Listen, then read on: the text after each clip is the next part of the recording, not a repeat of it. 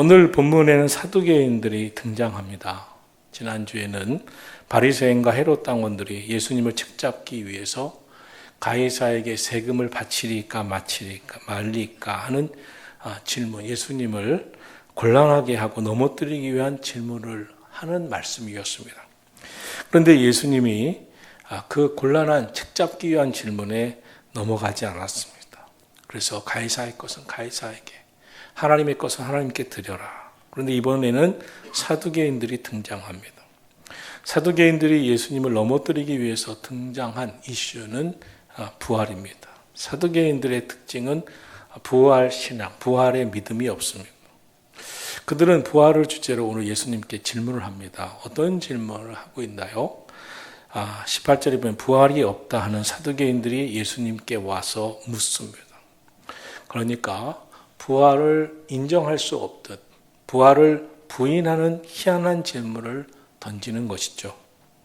19절에서 선생님, 모세가 우리에게 써주기를 어떤 사람이 형이 자식이 없이 아내를 두고 죽으면 동생이 아내를 취하여 형을 위하여 상속자를 세울지니라 하였나이다. 20절, 7형제가 있었는데 마지가 아내를 취하였다가 상속자가 없이 죽고, 둘째도 그 여자를 취하였다가 상속자가 없이 죽고, 셋째도 그렇게 하여 7이 다 상속자가 없었고 최후의 여자도 다 죽었나이다. 7사람이 다 그를 아내로 취하였으니 부활 때 곧 그들이 살아날 때는 이 여성은 누구의 아내가 되리이까? 형이 죽으면 동생이 형수와 결혼해서 대를 잇게 하는 법은 오늘날의 관점에서 보면 있을 수 없는 일이고 받아들일 수 없는 일입니다. 그런데 당시에는 왜 모세가 이러한 법을 행하라고 했을까요? 다 이유가 있겠죠. 당시 여성을 천대하던 시대였습니다. 여성에게는 재산을 소유할 수 없게 하는 경제력을 주지 않았습니다. 그래서 가문마다 이스라엘 백성들이 가나안 땅에 가나안 복지에 들어가서 지파별로 또 가문별로 또 가정별로 다 기업을 분배합니다. 땅도 분배하고 다 분배했습니다. 그런데 그것은 성인 남성에게만 부여했습니다. 여성에게는 주지 않았습니다. 그런데 그런 사회에서 만약 여성이 아들이 없는 상태에서 남편이 먼저 죽으면 아내는 살 길이 없어졌습니다. 그러다 보니 노예로 팔려가는 일까지 생겼습니다. 이러한 여성들을 보호하기 위해서 만들어진 법이 이 법입니다. 가장 가까운 남편의 형제 또 가족들이 결혼해서 그 재산을 보존해주고 여성이 살 수 있도록 기업을 이어주자는 것이었습니다. 또한 가문을 중시하는 선민의식이 강했던 유대 사회에서 그 가문의 종속을 이어주자고 하는 법이었습니다. 오늘날의 관점으로 보면 이상한 법이로 여겨지지만 당시는 전통이고 아름다운 문화로 여겨졌습니다. 룻기에 나오는 룻이 보아스와 결혼해서 자손을 낳지 않습니까? 그런데 보아스가 왜 룻과 결혼했겠습니까? 나오미의 가장 가까운 친족 가운데 하나였기 때문입니다. 룻과 결혼해서 그 대를 이어줍니다. 그리고 그 뿌리에서 다윗이 나왔다죠. 그리고 예수님으로 이어집니다. 모든 사회는 다 그만한 이유가 있는데 이것도 이유가 있었던 것입니다. 사두개인들의 질문은 이 법대로 부활이 있다면 부활 후에 천국에서는 이 여성은 누구의 아내가 되어야 하느냐고 하는 질문이었습니다.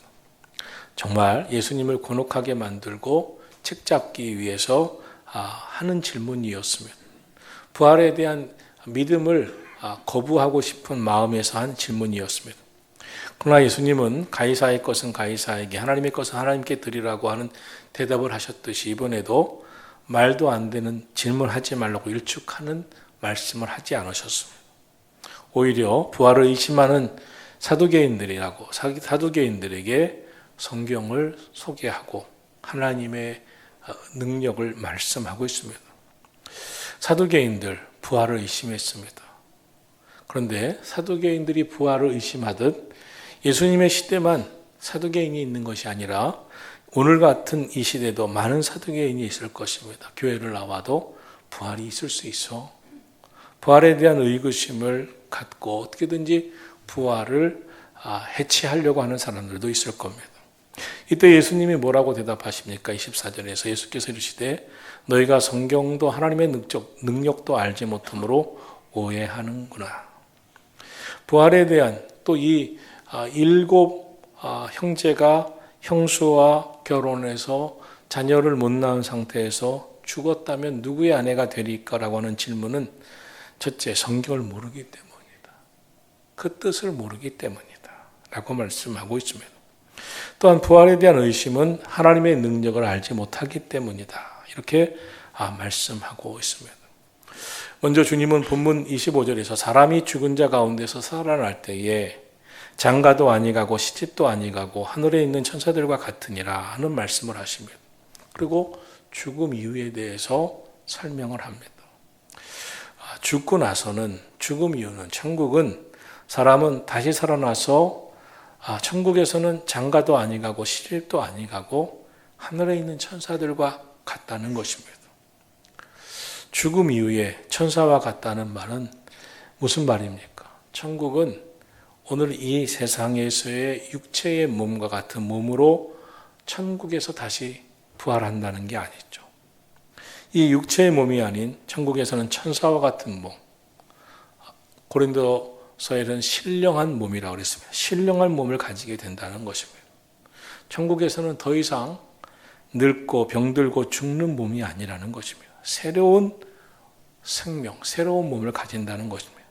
천국에서 만약에 늙고 병들고 죽고 장가도 가고 시집도 간다면 어떻게 하겠어요? 또 밥해야 돼? 또 설거지해야 돼? 또 빨래해야 돼? 아이고, 천국 가면 뒤바뀌었으면 좋겠네. 남자들이 밥했으면 좋겠네. 이런 생각을 많이 할 것입니다. 그런 게 아니라는 거예요. 천국에서 또 아파? 또 수술을 몇 번 해야 돼? 이러면 천국이 아니죠. 천사와 같다는 말은 천국에서는 세상에서 경험한 그런 삶, 그런 몸, 그런 결혼제도와 같은 것이 있지 않다는 것입니다. 장가를 가거나 시집 가는 일도 없고 생육하거나 번성해야 할 일도 없다는 거예요. 그러면서 이 세상에서 가족관계가 천국에서도 이어지는 게 아니라 천국은 또 다른 관계가 이어진다는 것입니다. 사두개인들이 예수님께 던진 질문의 의도는 사두개인들이 가진 신앙과 연관이 있습니다. 그들은 천국을 또한 영을 인정하지 않기 때문에 사두개인들은 천사도 악마도 영적 실체도 존재하지 않다고 믿었기 때문에 사두개인들은 천국은 이 세상의 연장선이 아닌가라고 생각하기 때문에 그러나 예수님은 부활 이후의 세상은 전혀 다르다. 죽은 사람들이 살아날 때는 시집도 아니가고 장가도 가는 일이 없다. 하늘에 있는 천사들과 같다. 천국은 마치 예수님이 부활하신 몸으로 제자들에게 나타나셨을 때 문이 열리지 않았는데 예수님이 들어오셨어요. 또 예수님이 친히 말씀도 하고 식사도 하셨어요. 부활하신 몸으로. 또 예수님이 문도 안 열렸는데 또 나가셨어요. 엠마오로 가던 두 제자에게 오셨어요. 함께 그 몸으로 걸으셨어요. 대화도 하셨어요. 그 대화할 때 말씀을 전하는데 가슴이 뜨거웠어요. 아, 예수님이구나 라고 알아보고 예수님을 쳐다보는 순간 예수님이 또 없어졌어요. 예수님이 너무나 신령한 몸으로 나오셨어요. 때로는 몸도 있고 얼굴도 나왔지만 때로는 신령한 몸으로 어떻게 된 것인지 알 수 없는 대화하시다가 떠나셨어요. 더 이상 보이지 않았어요. 우리가 천국에 대한 삶을 다 알 수는 없습니다. 그래서 성경을 지나치게 설명하면서 그럼 어떻게 돼요? 밥 먹어요? 안 먹어요? 결혼해? 안 해요? 아무리 물어봐도 드릴 말씀이 없습니다. 성경이 언급한 정도로 그치는 정도, 지나친 상상력을 동원할 수 없는 천국을 다 설명할 수는 없습니다. 그러나 예수님 말씀하신 것으로 보면 천국은 신령한 몸으로 다시 부활한다. 그때는 오늘과 같이 생육하고 번식하고 아프고 죽고 하는 게 없다. 장가도 아니 가고 시도 아니 간다. 그러므로 이 땅에서 밥하는 거 지겨우신 분 걱정하지 마세요. 얼마 안 남았어요. 기쁘게 사세요. 또 이어서 26절, 27절을 말씀합니다. 죽은 자가 살아난다는 것을 말할진대 너희가 모세의 책 중에 가시떨기에 관한 글에 하나님께서 모세에게 이르시되 나는 아브라함의 하나님이요 이삭의 하나님이요 야곱의 하나님이로라 하신 말씀을 읽어보지 못하였느냐. 하나님은 죽은 자의 하나님이 아니요 산 자의 하나님이시라. 내가 크게 오해하였도다. 하나님은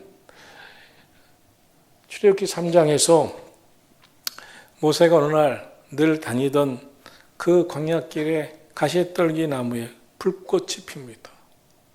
그런데 다른 때와 같이 바짝 마른 가시떨기 나무가 금방 불꽃이 피어 재가 되어 마르지 않여 계속 불꽃이 타오릅니다. 가까이 갑니다. 그때 하나님의 음성이 들립니다. 나는 아브라함의 하나님, 이삭의 하나님, 야곱의 하나님이라. 하나님이 죽은 자의 하나님이 아니시고 산 자의 하나님이실진데 하나님이 죽은 자를 거론하시는 게 아니실 텐데 왜 이 말씀을 하셨을까? 그럼 아브라함, 이삭, 야곱은 이 땅에서는 죽은 육의 몸은 죽었다는 것으로 알고 있지만 그 영혼은 살아있다는 거예요. 천국에서. 하나님은 산재의 하나님. 천국에서 신령한 몸으로 살아있다는 거예요. 그래서 우리는 이렇게 얘기합니다. 예수님은 오늘도 우리와 함께 살아계시다. 예수님은 천국에서 살아계시다. 또 믿음으로 살았던 우리 모든 선조들도 아브라함, 그는 천국에서 하나님과 함께 살아있다 라고 말합니다. 만약 하나님이 아브라함, 이삭, 야곱이 죽었다면 하나님은 모세 앞에 나타나셔서 말씀하실 때 죽은 자의 이름을 거론하여 그들의 하나님이라고 하실 이유가 없다는 거예요. 나는 아브라함의 하나님이다. 그 아브라함은 천국에 살아있다는 거예요. 그러므로 주님이 말씀하시는 것은 하나님은 산자의 하나님이시기 때문에 믿음 안에 산 모든 사람은 천국에 살아있다는 거예요. 이 땅에서는 죽은 자로 알고 있지만 그 영혼은 살아있다는 거예요. 그러므로 우리가 이 부활에 대한 이해를 좀 하셔야 됩니다. 부활은 첫째, 역사적 부활을 믿어야 됩니다. 역사적 부활을 믿는다는 것은 예수님이 2000여 년 전에 이 땅에 오셨다가 십자가에서 죽으시고 우리 죄를 다 담당하신 후에 사흘 만에 부활하셨다는 것.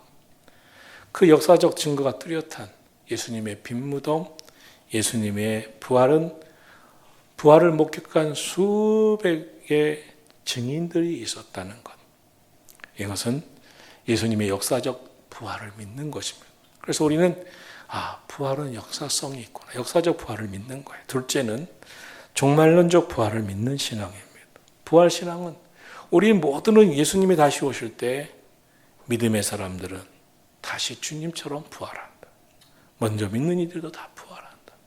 그러니까 종말론적 부활을 믿는 겁니다. 세 번째로 부활 신앙은 뭐냐면 오늘 현재의 부활 신앙을 갖는 거예요.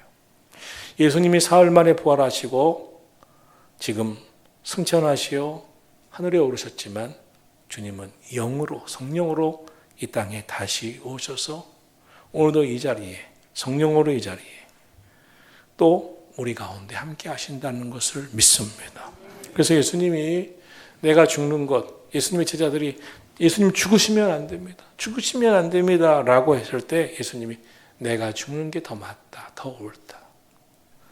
예수님이 죽는 게 옳다고 하신 것은 예수님이 육의 몸을 갖고 계실 때는 공간적인 제한이 있어서 유대 땅, 그 공간적인 제한, 역사적 또 시간적 제한이 있어서 2000여 년 전 그 시대에, 그러나 성령으로 다시 오시는 예수님은 공간적, 시간적 제한이 없으셔서 오늘 거룩한 주일 이곳에서 예배드리는 우리와 함께 저 워싱턴 DC에서도 또 뉴욕에서도 그 예배의 자리에 함께 하시는 공간을 뛰어넘으신 성령으로 성도의 예배의 자리에 임재하고 계신 부활하신 주님을 믿는 거예요. 또한 시대를 초월해서 믿는 겁니다. 그러므로 부활신앙은 지금 주님이 성령으로 나와 우리와 함께 동행하시는 것을 믿고 주님의 임재를 믿는 거예요. 그럼 이 부활신앙을 믿는 것은 우리에게 어떤 의미가 있는 것입니까? 부활이 없다면 이 세상은 절망할 게 너무나 많아요. 끝이니까요. 그러나 부활은 절망에서 소망으로 이끌어요. 죽음에서 부활로 이끌듯이 오늘 우리 삶에 주님은 소망으로, 부활의 소망으로 이끄십니다. 너희는 마음에 근심하지 말라. 하나님을 믿으니 또 나를 믿으라. 그러므로 하나님 믿는 성도의 삶에는 절망, 끝이 없어요. 부활만 있고 소망만 있는 줄로 믿습니다. 이 믿음이 분명하면 내 인생은 절망적이지 않아. 나는 부활하신 주님 안에서 소망이 있어. 여러분의 가정, 여러분의 인생이 끝이 절망이 절대 아닙니다. 아무리 힘들어도 그러므로 끝이야, 절망적이야 이런 말을 하시지 마셔야 돼요. 우리 조금 힘들지만 하나님 안에 부활하신 주님을 믿는 우리에게는 소망이 있어. 우리에게는 미래가 있어. 이것이 부활신앙의 능력입니다. 두 번째, 부활신앙은 불의의 승리에서 정의의 승리, 불신에서 확신으로 인도하는 겁니다. 당시 대제사장과 종교제자들과 로마 군사들은 예수님을 십자가에 못 박았다, 우리는 승리했다라고 했으며 사탄도 승리했다라고 자칭했습니다. 그러나 예수님은 부활하셨습니다. 불의를 이기고 진리가 승리했습니다. 그러므로 오늘 우리가 믿음 안에만 살면, 주님 안에서만 살면, 주님과 손잡고 살면, 공의로우신 주님 안에서 살아간다면 오늘 우리가 의롭게 사는데 이 세상에서 불의가 승리하지 않을 것입니다. 진리, 주님과 손잡고 믿음으로 의롭게 살기를 힘쓰는 여러분의 삶에 하나님께서 반드시 의의 승리를 주실 줄 믿으시기를 축원합니다. 하나님은 택한 자를 축복하시는데 우리가 때로 실수하고 실패하고 불의와 짝할 때도 있지만 하나님의 택함 받은 백성은 불의와 짝했다고 실수했다고 실패했다고 버리지 아니하시고 우리를 깨우쳐 주시고 회개케 하시면서까지 다시 의의 승리로 인도하시기 때문에 부활신앙을 소유한 성도에게는 소망이 있는 거예요. 여러분 꼭 믿음으로 진리신 주님 의지하고 살아가기를 축원합니다. 마지막으로 부활신앙은 죽음에서 영생으로 다시 일어나게 하십니다. 우리 영원히 주 안에 거합니다. 예수님의 성령으로 우리가 가운데 계시다는 것은 우리는 절대로 인생의 죽음이 끝이 아니라는, 우리 인생의 끝이 아니라는 것을 말씀하는 것입니다. 성경은 오히려 죽음을 하나님 나라 천국 입성이라고 말합니다. 그래서 기독교인들은 장례 예배가 아니라 천국 환송 예배라고 부릅니다. 예수님이 십자가에서 죽으셨지만 천국을 바라보시고 다시 부활하셨듯이 오늘 저와 여러분에게도 죽음은 하늘나라의 입성입니다. 그러므로 여러분 세상을 떠나실 때 두 가지 꼭 하셔야 됩니다. 자녀들아, 가족들아, 천국에서 다시 만나자. 너희도 나처럼 예수 잘 믿고 하늘나라 갈 준비 잘하고 교회 열심히 다니다가 우리 천국에서 다시 만나자. 나는 내일 아침 천국에 들어간다. 이렇게 여러분 유언하시고 간증하실 수 있기를 축원합니다. 우리는 영원히 천국에 갑니다. 다시 살면. 우리 부활신앙, 이 부활신앙을 갖고 살아가기를. 부활을 믿지 않는 사두개인에게 예수님이 하나님을 너무 모르는구나, 성경을 너무 모르는구나, 부활신앙의 능력을 소개하셨듯이 오늘 저와 여러분도 부활신앙으로 승리의 삶을 살아가기를 예수님의 이름으로 축원합니다.